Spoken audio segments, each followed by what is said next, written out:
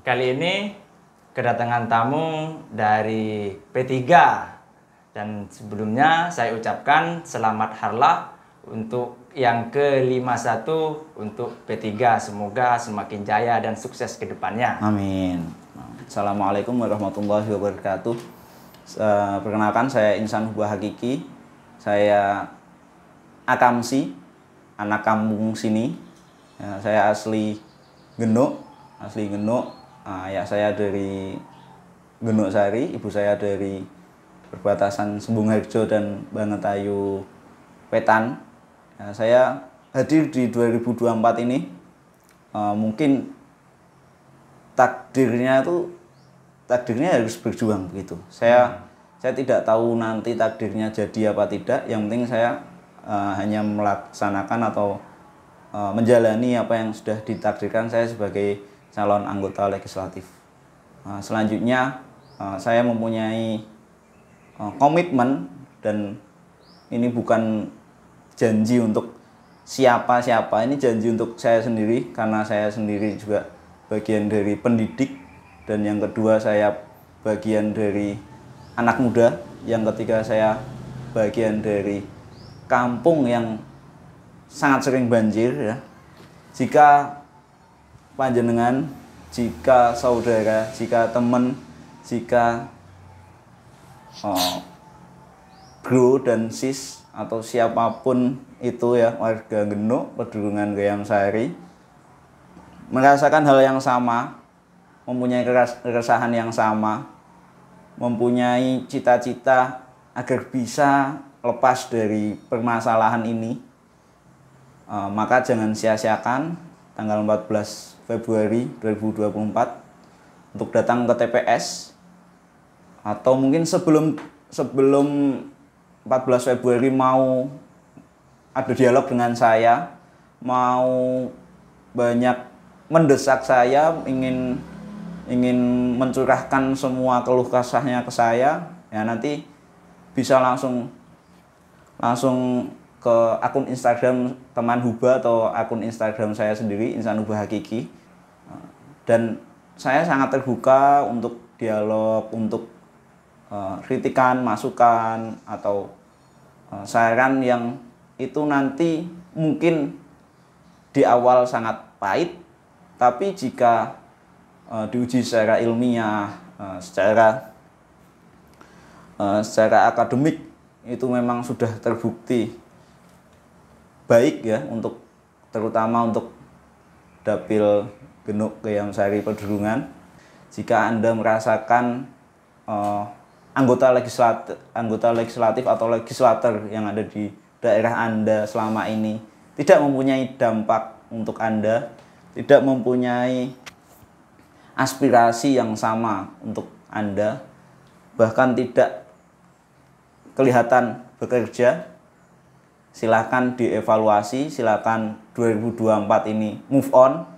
2024 ini selain kita ganti presiden, kita juga harus move on dan harus berani ambil gebrakan, dan jangan sia-siakan itu.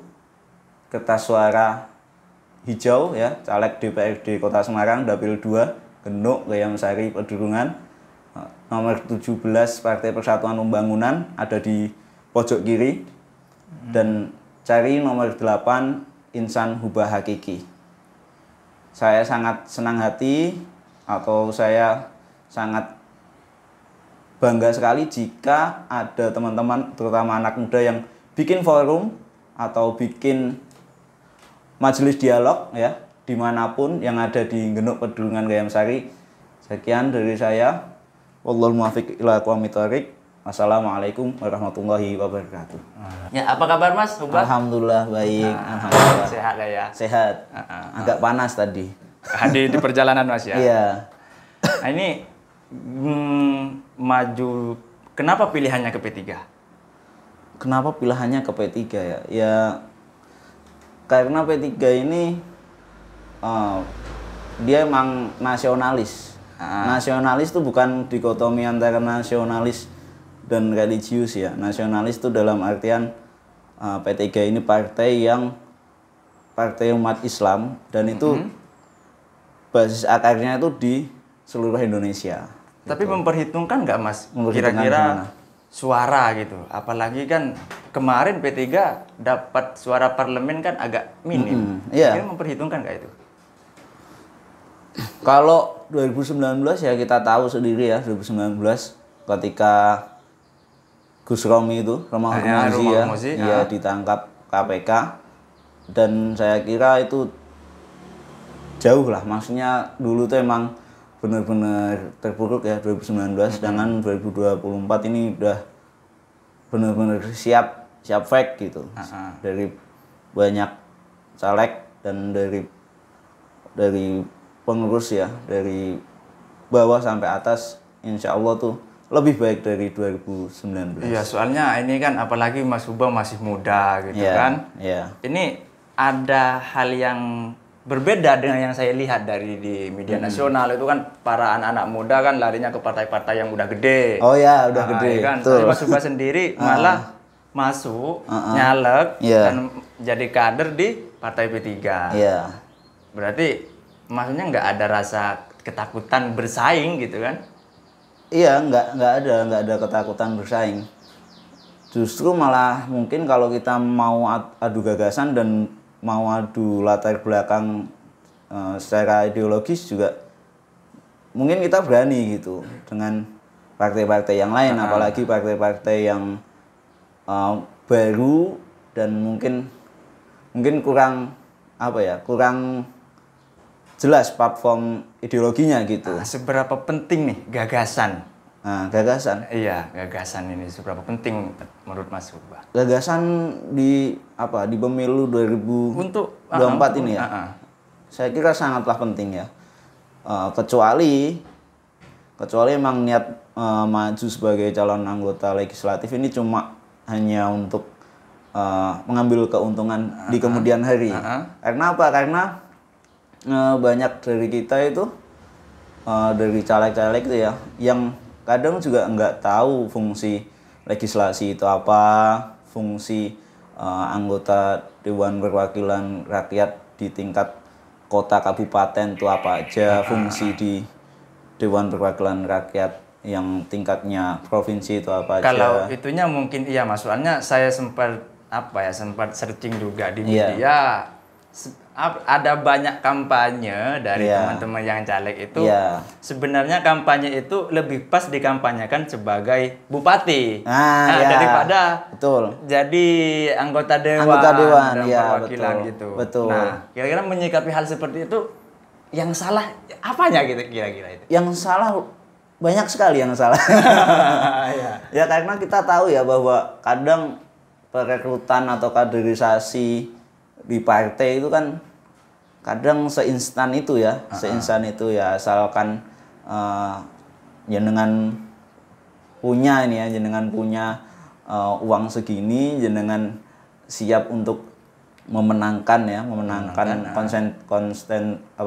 memenangkan pileg ya pada kontestasi di 2024, ya udah monggo gitu, nggak peduli latar belakangnya bagaimana, nggak peduli tujuan dari maju menjadi legislator itu apa, itu kan banyak sekali. Jadi tambahan sedikit ya, jadi kalau ada baliho atau iklan yang bilang politik itu santuy, politik itu riang gembira, itu mohon maaf, itu penyesatan opini. Walaupun ya kita nggak perlu marah-marah, kita nggak perlu berantem. Emang politik itu bagaimana? Nah, politik tuh emang harus punya itu tadi yang jenengan bilang, punya gagasan, terus punya kemampuan untuk membedakan fungsi legislasi dan tadi calon bupati ya, dan eksekutif tuh gimana, legislatif tuh gimana. Nah, itu dua itu yang harus dimiliki seharusnya oleh seorang caleg ya. Kalau politik dibawa ke ranah komedi? Oh, nggak apa-apa, roasting ya maksudnya ya. Itu nggak masalah, tapi itu bukan jadi jargon yang bisa ditempel-tempel kayak kita menjajakan makanan ringan atau produk kosmetik atau yang lain begitu. Yang menjadi pembeda banget nih Mas dari sampean dengan calon-calon yang lain? Atau Oke. lebih pada visi misinya seperti Oke. apa gitu? Kalau saya sendiri tuh ya disclaimer kalau saya tuh pertama bukan orang kaya, bukan anak politisi ya. Ah, Saya hadir di sini ya. Saya kalau pagi itu ngajar di SD Islam. oh iya, iya, iya. Lalu kalau mulai jam 2 saya masih ngajar juga tapi ngajar les bahasa Arab. Nanti sore juga masih ngajar juga, ngajar ngaji gitu anak-anak kecil. Nah, saya di sini mau mewakili pendidik atau guru ya. Satu elemen penting yang sering sekali dilupakan, dilupakan. Kita sering banget untuk mencapai tujuan yang itu sifatnya infrastruktur yang sifatnya itu kebendaan. Tapi kita lupa membangun sumber daya manusia gitu. Dan tadi saya juga sempat DM ya, DM beberapa selebgram yang sangat konsen menyuarakan ide-ide bahwa guru itu harus sejahtera. Saya memperkenalkan diri, saya menanyakan apa yang harus dilakukan seorang legislator itu. Dan mereka memang bilang bahwa ketika pendidik itu sejahtera, ketika guru itu enggak saya jadi guru, saya kekurangan untuk makan sehari-hari aja kurang, maka saya harus nyambi jualan martabak gitu, atau jualan pisang. Ini bukan nyindir anak presiden ya, tapi ya. Iya. Nah itu menjadi hal yang miris banget gitu loh. Apalagi kalau udah nikah. Ya kalau saya kan kesana kemari itu kan belum nikah, jadi ya masih bebas gitu. Iya, kan? masih bebas. Saya kan nggak bayangin kalau saya punya anak tapi harus kesana kemari, dan bagaimana anak saya sendiri itu bagaimana di rumah gitu kan. Kan nggak masuk akal gitu. Hal yang paling kuat mendorong sampean gitu untuk maju itu apa? Pertama tadi dari sisi ideologi ya. Ideologi kepartaian? Iya, ideologi kepartian. Terus? Nah, kita tahu, mungkin banyak anak muda yang belum tahu ya, partai tertua yang ikut pileg di 2024, yaitu Partai Persatuan Pembangunan. P3. Iya, dia lahir hari ini 5 Januari tahun 1973. Disusul 5 hari selanjutnya PDIP tanggal 10. Nah, dari ideologi itu sebenarnya di P3 ini sangat lengkap. Pertama dari Nahdlatul Ulama. Iya. Nah, dari Nahdlatul Ulama kita tahu, kita tahu Nahdlatul Ulama itu mempunyai. Nah, kalau Gus Bah itu dibalik, bukan Nahdlatul Ulama mempunyai banyak pesantren, tapi banyak pesantren ikut Nahdlatul Ulama. Ya katakanlah pesantren itu Nahdlatul Ulama aja itu ya. Itu kan kita bisa lihat bagaimana kekuatan Nahdlatul Ulama untuk menjaga Indonesia baik sebelum kemerdekaan sampai hari ini, sampai detik ini. Nah, itu kan luar biasa. Bergabung dengan selanjutnya ada kekuatan Islam politik besar. Iya. Namanya Parmusi, Partai Muslimin Indonesia. Bisa dikatakan the next Masyumi karena pada saat itu pas Masyumi sebelumnya dibubarkan gitu. Ya, dibubarkan oleh Bung Karno itu, lalu muncul Parmusi. Di Parmusi juga ada banyak sekali elemen, ada Al-Wasliyah, ada kalau Jawa Barat itu ada PUI, Persatuan Umat Islam, ada banyak lah, termasuk ada tokoh Muhammadiyah juga di Parmusi. Kalau ininya Mas, apa namanya, kira-kira ada bekal nggak untuk kampanye dan segala macam? Bekal apa? Ya, ini saya teruskan dulu nih, kan 4 fusinya masih 2. Oh, yang P3 tadi? Iya. Oh iya. Terus. Saya lanjutkan dulu nih, mohon maaf. Tadi Parmusi sudah, NU sudah. Selanjutnya Perti. Perti ini organisasi, dia bermadhab Syafi'i, secara fikih, secara akidah bermadzhab Asy'ari. Dia basisnya di Sumatera, terutama Sumatera Barat. Dia sebenarnya juga punya kekuatan di pendidikan karena dia punya sekolah-sekolah dan madrasah-madrasah yang ya kalau di Jawa itu ya bisa dikatakan pesantren juga. Yang didirikan oleh Perti. Ya, yang didirikan oleh Perti. Nah, dan yang terakhir itu kekuatan ekonomi dari Syarikat Islam. Syarikat Islam yang sekarang apa?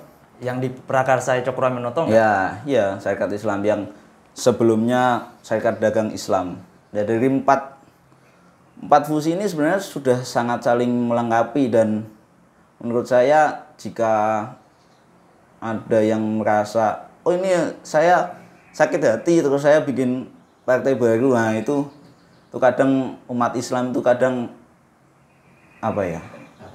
Baperan.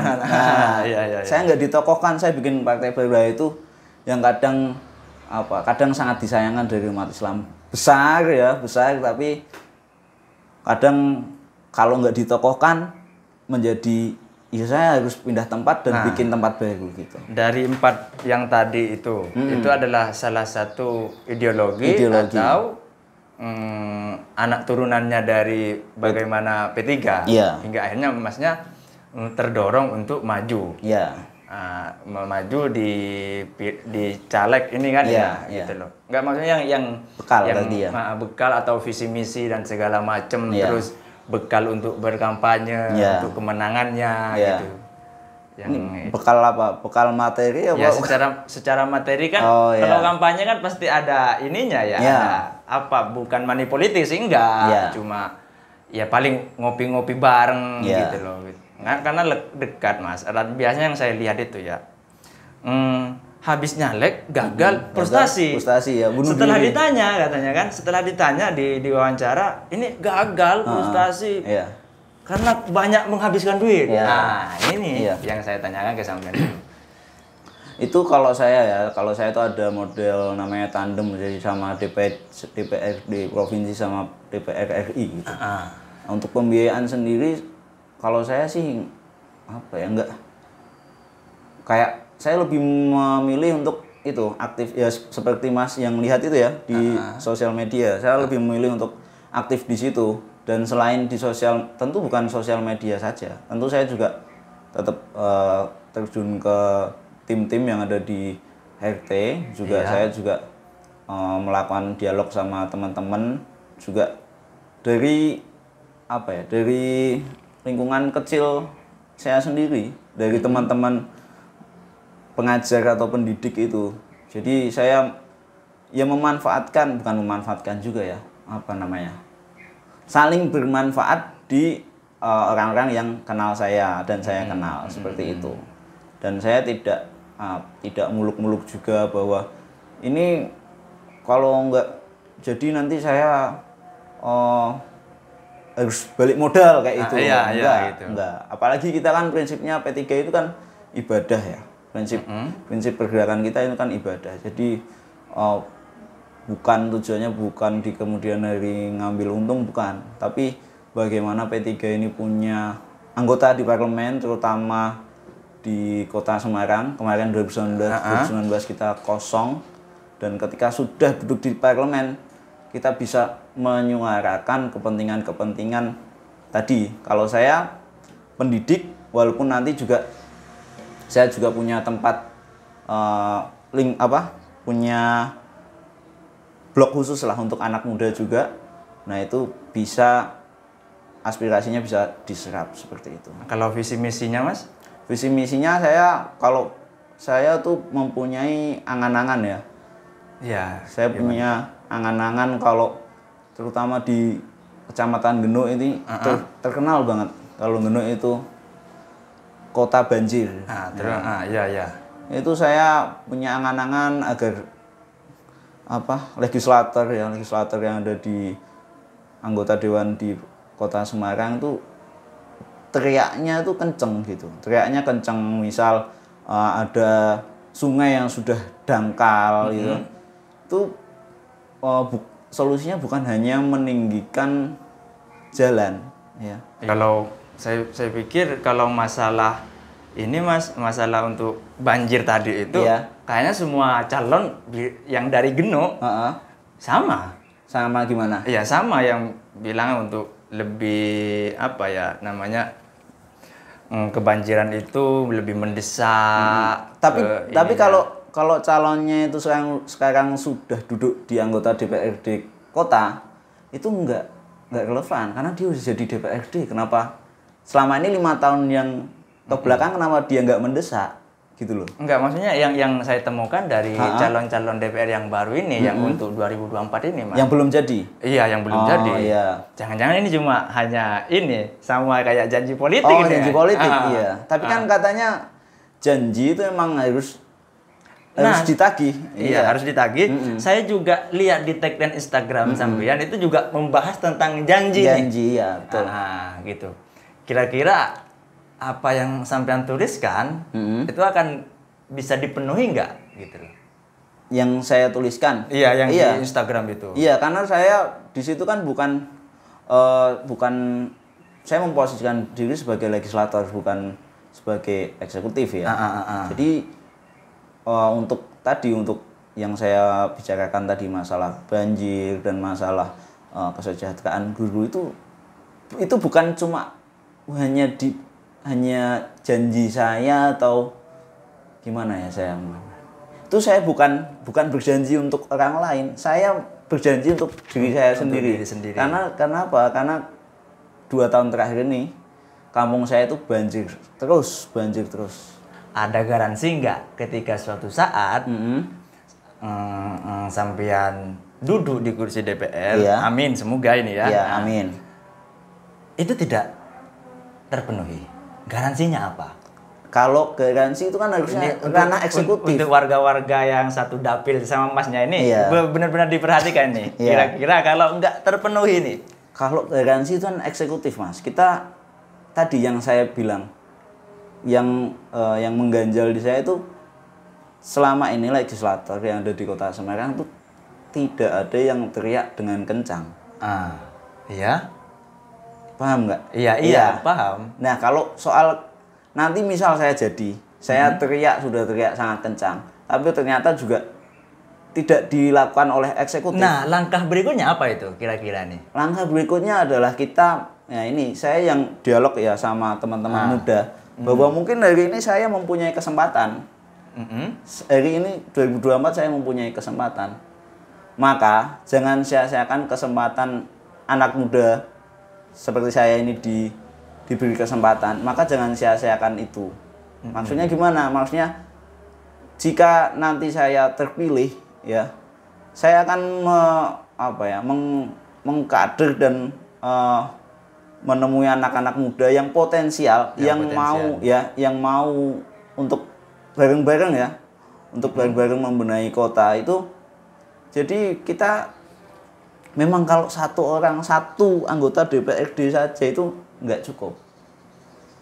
Nah, selain masalah banjir tadi, apalagi yang menjadi titik pembeda dengan caleg-caleg yang lain dan sampai masuk pada hati masyarakat memilih Mas Subah? Yang itu tadi, bahwa saya tidak berangkat dari materi ya, saya berangkat dari tadi pendidik gitu.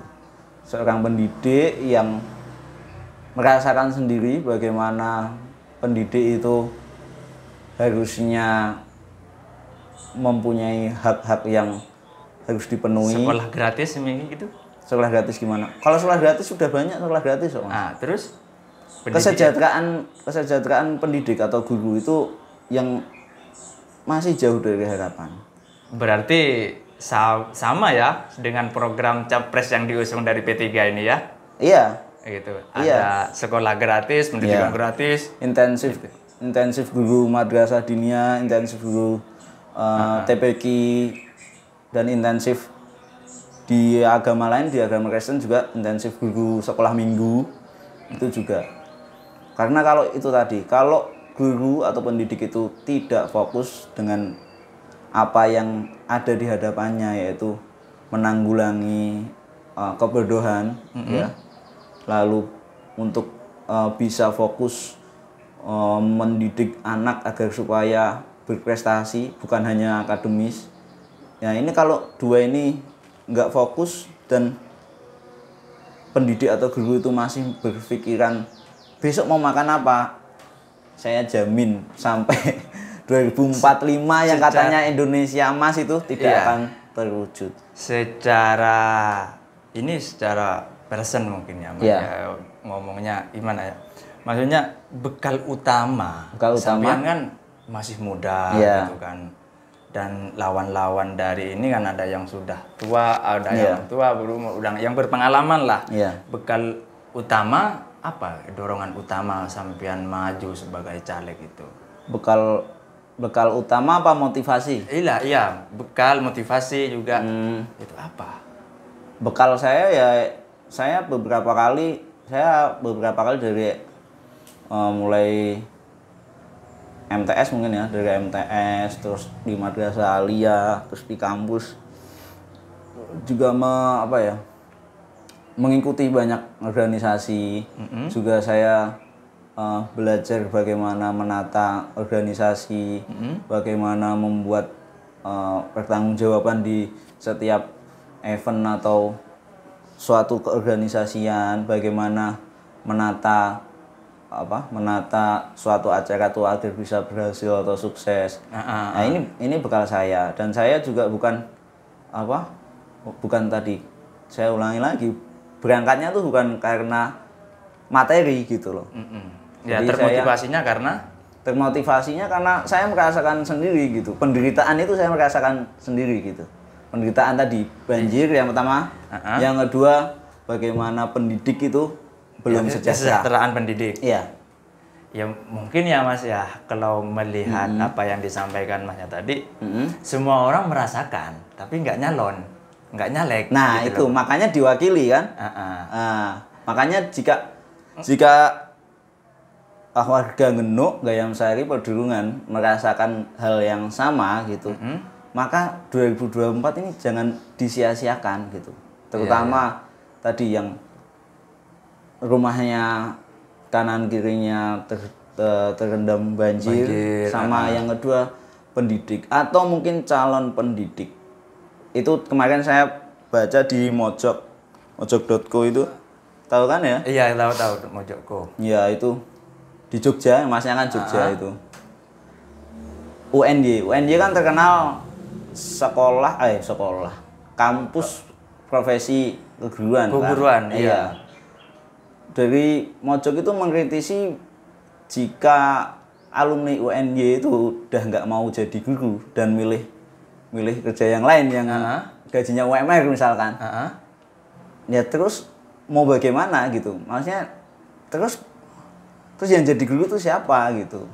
Jadi kita tuh sebenarnya sudah dari segi pendidikan itu sebenarnya udah profesional, katakanlah yang masuk UNY itu udah benar-benar dibekali dengan ilmu keguruan. Iya, tapi lulus dari situ dengan dunia kerja di sekolah, di madrasah seperti itu, dan dia nggak mau jadi guru. Nah nanti yang masuk kan yang bukan dari keguruan.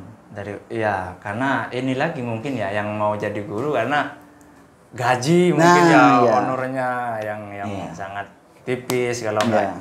Kalau yang PNS mungkin agak ini. Tapi masa semua alumni UNY harus PNS kan nggak bisa, Mas. Kalau kan DPR ini lekat dengan perundang-undangan. Yang tugasnya memang urusan undang-undang, mengawasi anggaran. Nah, kira-kira nih ketika Masnya jadi, peraturan apa yang ingin Masnya buat? Saya nggak muluk-muluk mau merubah peraturan, nggak, Mas. Saya tuh kalau diamanahin jadi itu hanya satu, saya nggak memotong dana aspirasi, itu aja. Terus? Jadi misal saya dipaskai di pendidikan ya, ya sudah, jika aspirasi untuk kesejahteraan guru atau untuk bantuan operasional di sekolah atau madrasah, ya saya kasih semuanya gitu aja. Jadi saya nggak muluk-muluk mau ganti peraturan sistem sebenarnya itu kalau kita ya, kalau kita sudah mengikuti aturan yang ada itu guru nggak ada yang nggak sejahtera sebenarnya. Dari bos itu luar biasa uangnya itu. Bisa jadi semua gaji dan aspirasi untuk kesejahteraan guru digenok gitu ya. Ya kalau saya di pendidikan, tapi kan belum tahu nanti saya di komisi apa seperti itu. Iya, makanya yang saya tanyakan itu kalau ini dimasuk ke ranah pendidikan. Ya. Nah, nanti kalau masuknya di ranah kalau masalah pemerintahan itu komisi apa itu? Komisi A ya biasanya ya. Iya biasanya. Kira-kira peraturan apa yang ingin dibuat? Pemerintahan maksudnya gimana? Enggak, ya secara kan global. Saya kalau di situ belum terpikirkan ya. Kalau saya yang sudah terpikirkan ketika itu tadi pendidikan, ekonomi, kepemudaan itu saya sudah ada bayangan, dan termasuk yang tadi yang bagaimana kita mempunyai sistem yang bisa memantau aliran sungai ini berjalan lancar apa enggak, terus petugas di situ yang jaga untuk mengangkut lumpur atau sampah itu mendesak pemerintah siapa? lebih Ya, lagi ya. betul. Karena kita tahu sekarang ini kalau ya mohon maaf aja kalau cuma ngandelin pompa ya mungkin yang teman antum itu ya. Ya, digenok ini ya.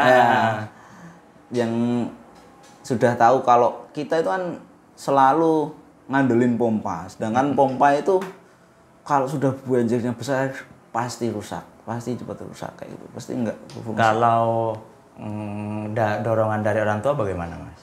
Ini atas keinginan sendiri atau? Atas keinginan sendiri. Kalau dorongan dari orang tua bagaimana? Kalau orang tua sih hanya mendoakan, mensupport, juga memberi masukan-masukan gitu.